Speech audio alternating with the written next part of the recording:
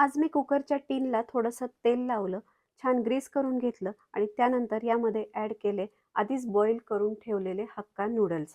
Noodles टाकताना थोडेसे सुटे करून, मोकळे करून, पसरवून या टिनमध्ये टाकले. त्यानंतर 200 डिग्री सेल्सिअसवर एअर फ्राय प्रीहीटिंगसाठी लावलं. एअर फ्रायरचा टायमर आपल्याला 20 मिनिटासाठी सेट करायचा आहे.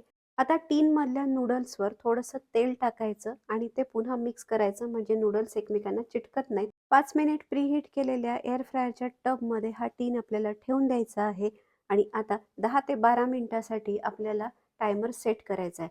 प्रत्येक 2 ते 3 मिनिटानंतर टब बाहेर काढायचा, नूडल्स चेक करायचे, फ्लिप करायचे आणि पुन्हा टबमध्ये लावून द्यायचे आणि अगदी 10 ते 11 मिनिटामध्येच असे खुसखुशीत नूडल्स आपले तयार होतात. तेलात न तळता मस्त खुसखुशीत झालेले हे नूडल. आता याचा वापर आपण वेगवेगळ्या चायनीज पदार्थांमध्ये करू शकतो.